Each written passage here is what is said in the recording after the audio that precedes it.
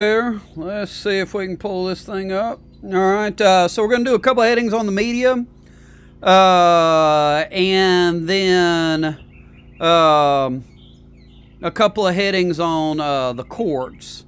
And I guess I'll make the assignment, the original assignment from last time. I think everybody who weighed in last time, everybody turned something in, turned in like the reaction, like the media and the coronavirus. And so let's try to kind of use the information that we've got from the lecture, and look at some of these media sources a little bit, so that, because I don't know, you don't really need to have taken the notes or learned anything to say, well, you think the media is overreacting, the media embellishes things, so let's go with that assignment. So I'll send that out. But we have we've got a couple more headings with the media. All right, so let's go right here. And I'm going to go ahead and make it a goal to meet this week. I did a Google Meet, I guess, or Google Hangout, something like that, with the AP class. And I don't know if I'm going to get it done, but I'm going to make it a goal. I'm going to make it a goal. If not this week, next week.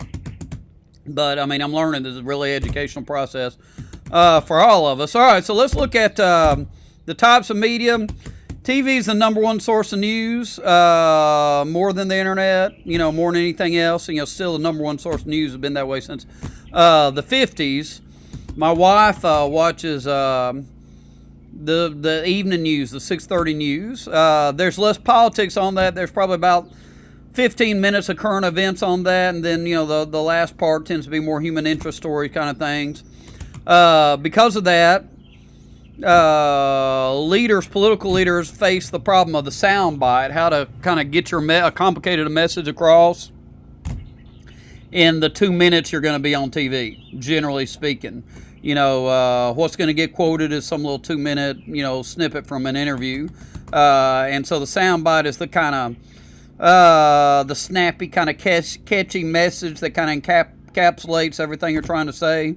Almost like a catchy little thesis statement if you took AP US last year. And I don't know, Make America Great Again is quite the campaign slogan. It's also, a soundbite, and so the president's good at kind of simplifying what he's trying to get across, and so that's a strength of his. All right. Radio, historical is really, really important in the Roosevelt years during the New Deal. He had the fireside chats. That was back before a lot of people had TVs, and he would start out every radio fireside chat with the words "my friends," and that really kind of drew people into him. People, now I made this. I wonder if this is still true. I would say this slide is 6 or 7 years old, but 7 to 10 people listen to the radio. When you drive along, I think more people listen to the radio than other things. And so people still listen to the radio a lot. In terms of politics in the radio, NPR is National Public Radio. That's publicly funded radio. It's kind of left-leaning, funded by the government. And talk radio tends to be quite conservative. Rush Limbaugh is the most famous of the talk radio DJs. And campaigns look at the different radio stations and look at the audiences that the radio stations play to.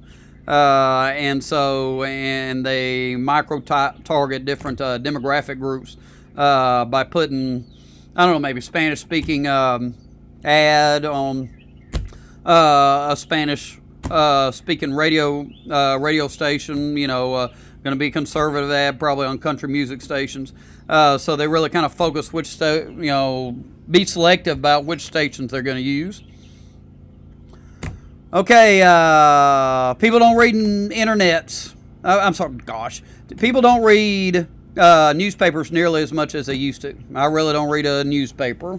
A newspaper that you buy. I almost never buy the Calhoun Times. Every now and then I do. If there's some big local story going to be on there, but not often, less than once a month.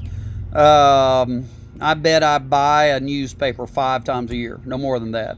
Now, I read articles on Real Clear Politics that are from newspapers, but that's not reading a daily paper. The number one national newspaper that people buy is USA Today. If you go to the airport, see those sold a lot. The Wall Street Journal had been number one. The Washington Post and the New York Times are both in a state of decline, kind of struggling. They both limit how many articles per month you can read, so that, and to try to get people to buy a subscription or become members so they can get unlimited access to their articles. Wall Street Journal does the same thing. A lot of my favorite columnists write for those papers, and I'm kind of limited in how many articles I can get from each one of them as a result of the necessity of buying a membership for unlimited reading of those publications. 37% use the internet as the top news source. Not the, when I was growing up, as Time and Newsweek, internet's definitely my top news source. Real Clear Politics. By far my top news source is Real Clear Politics. I like the way they line the left and the right up together. All right.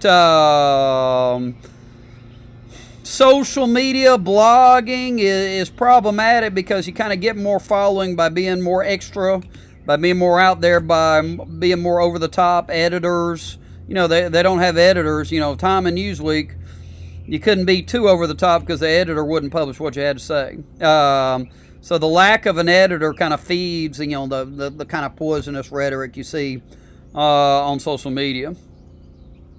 Okay, so there's that.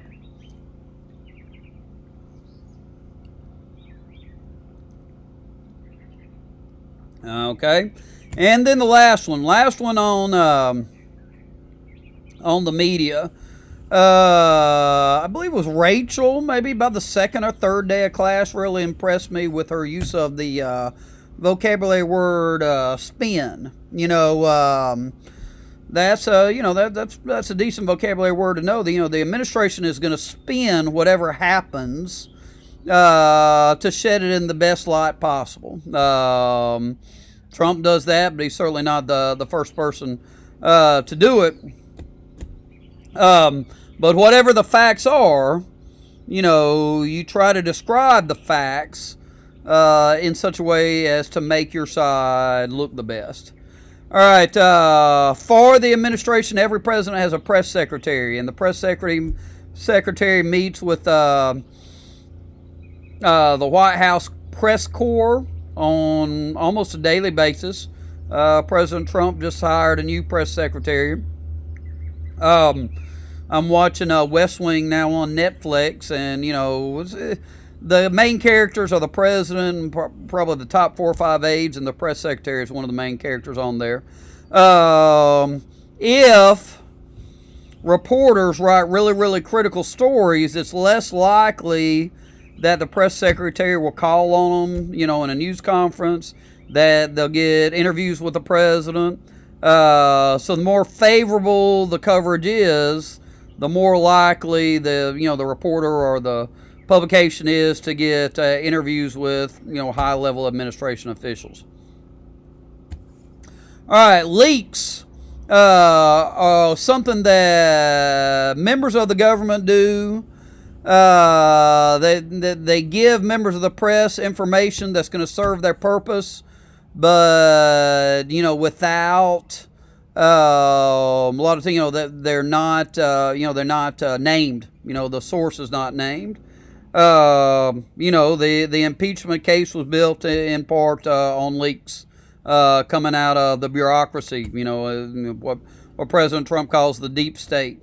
But members, and it's a common, occurrence. The members of the government want the press to cover a story in a certain way, and so they'll leak information. They'll give them kind of off the record information, and the Watergate case was kind of built on these leaks. Okay, trial balloons are another thing. So you got, look at that, you got three kind of vocabulary words. You got spin, you got leaks, and then you got trial balloons. All right, it's where a public figure kind of tells a member of the media about an idea without actually doing it to see how the reaction's going to be. So, I don't know, maybe Biden has said, you know, he's looking at a female vice president. He pretty much promised it. And then they kind of look at what the reaction to that is. So on a pretty regular basis, public figures will kind of talk out loud to see what the reaction to an idea is. Bloomberg talked about running for president for a long time before he actually ran for president. Okay. All right. So, hey, I don't have a review on there. So, spin, leaks, trial balloons. Okay, let's go up to, I believe I've got to go up. Let's look at that. All right. We're going up, and we're going to go to the courts.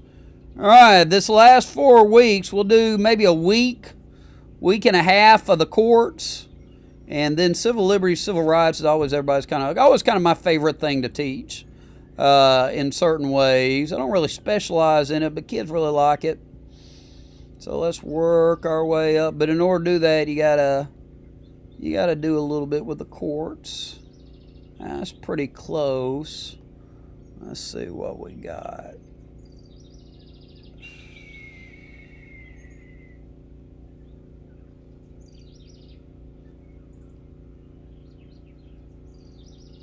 Okay, so we'll do these two right here. And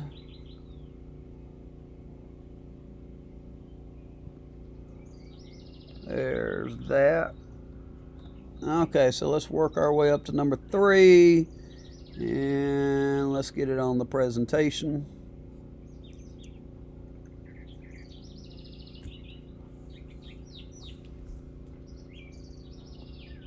Okay.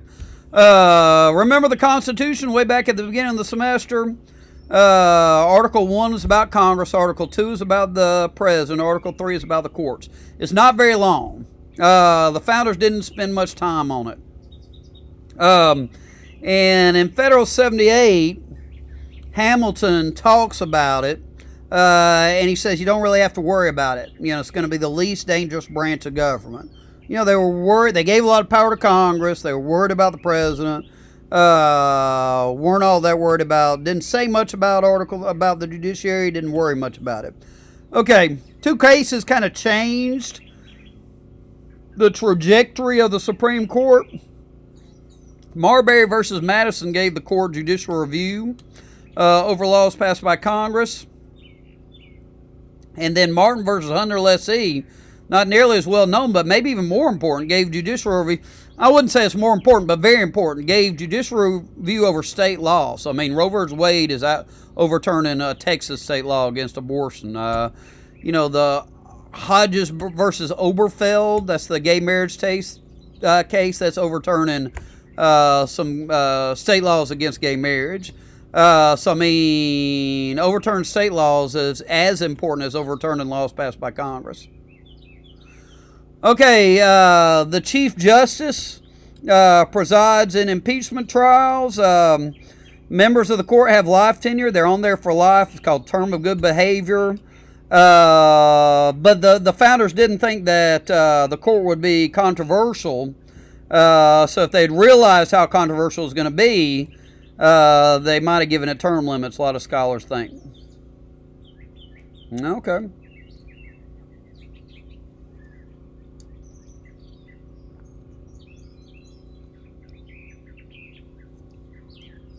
Okay, last one. All right, jurisdiction. Jurisdiction is the power to hear a case. So when you look at our court system, it's important to understand jurisdiction. You know, you kind of hear jurisdiction when you watch cop shows, Law and Order, or CSI or whatever, and so there'll be like there's a murder committed in New York or someplace, and then the detectives are about to solve it. Then here come the feds, and they get mad. The feds are going to come take the case away from the local police. So jurisdiction is, and so that's when you hear that they say, well, this is not your jurisdiction. Jurisdiction is the power over something, the power to hear a case in the case of the courts. So there's two types of jurisdiction for the courts. Original jurisdiction is the power to hear a case first. Appellate jurisdiction is the power to hear a case on appeal. Okay.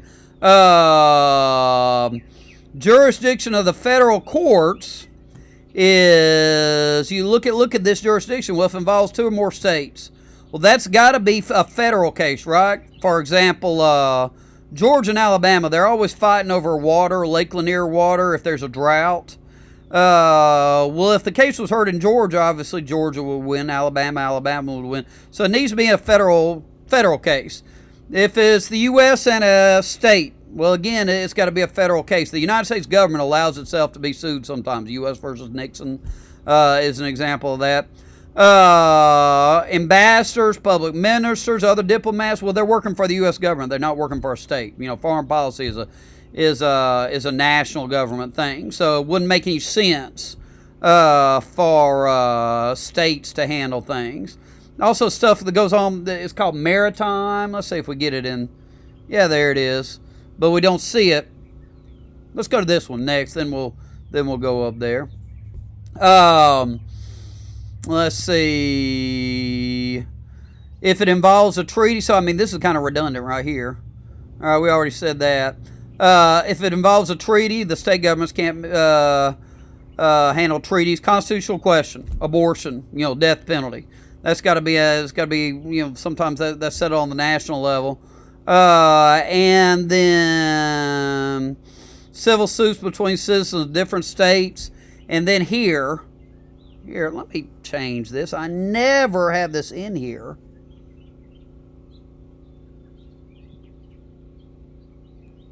Here, I'm good. These two words mean out in the ocean. Admiralty.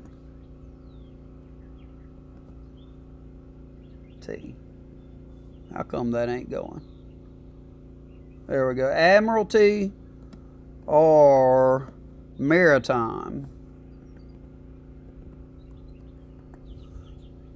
All right. If it's out in the ocean, it's not in a state. So let's say there's I don't know. I've heard all this stuff going on with coronavirus on cruise ships. Maybe somebody freaks out and kills somebody on a cruise ship. Well, it didn't happen in Florida, and I think Florida's jurisdiction, somebody asked early in the semester, I think Florida's jurisdiction extends to like 9 miles off the coast of Florida. So if there's a murder committed on the beach in 2 feet of water, well, yeah, that's still in Florida. But 9 miles out, that's out in the ocean. So, a state court can't be handling that kind of case. All right, so here we have this thing called the dual court system. So at the top, the court system is the Supreme Court, and so federal cases can make it to the Supreme Court, or state cases can make the Supreme Court. Since there's 50 states, there's a whole lot more state cases that make it to the Supreme Court. Roe versus Wade's a Texas case. There's a couple of famous death penalty cases that are Georgia cases. So let's say I steal some Jolly Ranchers out of the Walmart. I don't want to wait in the line. I'm afraid there's too many people in Walmart. It's making me nervous. I don't want to get sick. So I take off running out of there without, paying. Well, I get arrested, and so I'd be put on trial like here in the Gordon County court. That's a lower court. A murder, that would start at a superior court. So, but both of these courts have original jurisdiction, meaning a case will start there. All right, then if the lawyers screw up something somehow or another, a case can be appealed to the State Court of Appeals. Death penalty cases in Georgia automatically get appealed to the state Supreme Court. And then sometimes the U.S. Supreme Court will agree to hear a case that's being appealed from the state Supreme Court. Like these really religious liberty cases, the Baker case, gay marriage, all the abortion, death penalty, the gun control, all the controversial cases get appealed. All right, on the federal side, there's 94 district courts, so roughly 2 district courts per state, and then 13 circuit courts of appeals. They were, remember when we memorized the other, the C and PPN FACE was inferior courts. You create inferior courts. So only the Supreme Court was mentioned in Article 3, but right away the judicial, like the first law Congress ever passed, started creating lower courts, these district courts. All right, so that's the dual court system. All right, so there's a little introduction to the courts. The courts get real interesting right away, so stay tuned come Wednesday. And maybe, you know, I'm going to talk to some folks, and it might be that we try to meet. Maybe. I'm not promising, I'm not committing, but I'm committing myself to try to meet in class time. You know, class met at what, 9:35, so maybe we would meet at 10. So we'll see. We'll just see. I don't know if I can get it done or not, but I'm going to work on it. There you go. I'd say that took no more than 20 minutes. What do y'all think? Answer those questions.